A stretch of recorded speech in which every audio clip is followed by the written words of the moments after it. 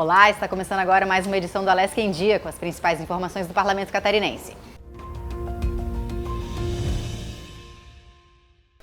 Os deputados aprovaram em plenário os projetos da Lei Orçamentária Anual para 2025 e a revisão do Plano Plurianual para o quadriênio 2024-2027. As duas matérias são de autoria do Poder Executivo.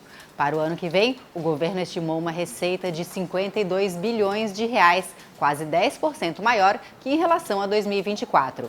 A Lei Orçamentária Anual recebeu um total de 2.584 emendas, quase todas impositivas. Os deputados, eles sempre priorizam no orçamento infraestrutura. Né? É muito importante. Né? Os municípios de Santa Catarina são carentes de infraestrutura, de pavimentação. Né? Santa Catarina é um estado territorialmente pequeno, tem somente 1,1% do território nacional, tem somente 3,4% da população brasileira, mas dos 295 municípios de Santa Catarina, nós temos cerca de 220 municípios com menos de 20 mil habitantes.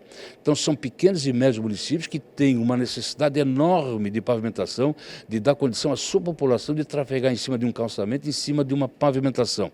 Até porque a área rural destes municípios, né, tem que ser atendida. O Santa Catarina produz cada vez mais e melhor a cada ano que passa. Os deputados também aprovaram um projeto de autoria do Governo do Estado que dispensa do recolhimento do ICMS as operações internas com leite fresco, realizadas pelos produtores rurais com destino ao contribuinte. Durante a tramitação, as cooperativas foram incluídas entre os beneficiários da isenção do imposto. O deputado Marcos Vieira foi o relator do projeto na Comissão de Finanças e Tributação. Estamos fazendo a última etapa de regularização da concessão de benefício fiscal ao setor produtivo do leite em Santa Catarina. Não só para a indústria, também o produtor rural. Isso sempre foi uma reivindicação, principalmente da bancada do Oeste, depois assimilada por todos os 40 deputados, que era da necessidade de estender o benefício fiscal também aos produtores rurais. E hoje, finalmente, nós também votamos na Comissão de Finanças essa concessão, estendendo um pouquinho mais o benefício fiscal aos produtores rurais e às cooperativas. Foi aprovado o projeto de lei que institui em Santa Catarina a equipe disciplinar mínima para a atuação em ambiente escolar. Essa equipe vai atuar na gestão do Plano Integrado para a Gestão da Cidadania e Paz nas Escolas, em todas as coordenadorias regionais de educação do Estado.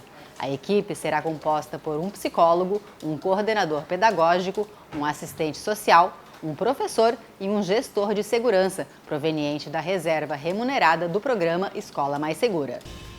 É necessário se fazer toda uma mudança de cultura na sociedade e isso passa também por revisitar a forma como o professor é treinado para estar no ambiente escolar. Plin, ele reúne um conjunto de temas elaborado por todas as forças do Estado de Santa Catarina, todos os poderes, Defesa Civil, que liderou essa pauta, inclusive, e tem muitos méritos, mas também com extratos de conceitos da Polícia Militar, da Polícia Civil, da Alesc, do Ministério Público, dos governos, para que a gente possa construir um ambiente de formação para os profissionais e que também construa uma interação com pais e alunos de uma forma diferente. Foi aprovado em plenário o projeto de lei que institui em Santa Catarina o programa de estímulo à implantação de cozinhas comunitárias e solidárias. Elas fazem parte do Sistema Nacional de Segurança e Soberania Alimentar e Nutricional. São equipamentos públicos ou privados, sem fins lucrativos ou comerciais, que produzem regularmente refeições que são doadas para pessoas em situação de vulnerabilidade social. São muito importantes para garantir a segurança alimentar e o acesso a uma alimentação adequada para as pessoas que mais precisam, né, de baixa renda, nas comunidades, nas periferias. E as cozinhas comunitárias solidárias, elas acontecem de forma espontânea pelas comunidades, muitas ligadas a algumas igrejas, ligadas a associações comunitárias, entidades, grupos informais, né? E que elas cumprem essa função de garantir um acesso a uma alimentação adequada. Então a gente criou uma lei para instituir uma política estadual de incentivo a essas cozinhas, porque elas promovem a segurança alimentar das populações que mais precisam, né? Também foi aprovado o projeto de lei de autoria do deputado Sargento Lima, que dispõe sobre a vedação da realização de hormonioterapia, terapia hormonal de processo transexualizador para menores de 18 anos e intervenções cirúrgicas de redesignação sexual ou readequação sexual para menores de 21 anos em Santa Catarina. A proposta ainda precisa ser sancionada pelo governador para ser transformada em lei. É um remédio aplicado a um problema muito grave, porque de 60% a 90% dos jovens que se submetem a esse tratamento acabam se arrependendo posteriormente.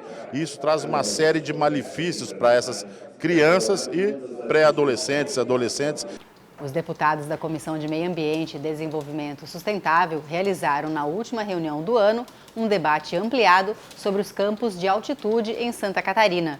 Essas formações vegetais são encontradas em regiões mais elevadas do estado e contribuem para a conservação da biodiversidade.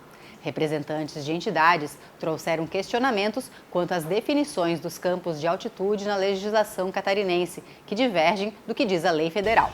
Recentemente, o Código Florestal Catarinense alterou alguns tópicos da lei e colocou que os campos de altitude só são considerados campos de altitude se estão a mais de 1.500 metros. Como os campos de altitude são protegidos na legislação federal, essa alteração da legislação fez com que só 1,7% dos campos de altitude que existem ecologicamente em Santa Catarina fossem protegidos. Ao definir, como fez a lei estadual, de que campos de altitude é a vegetação que ocorre somente acima de áreas com altitude superior a 1.500 metros, isso, além de ser um conceito tecnicamente artificial, que não se justifica, ele elimina praticamente 97% das áreas de campos de altitude que nós temos no estado da proteção legal.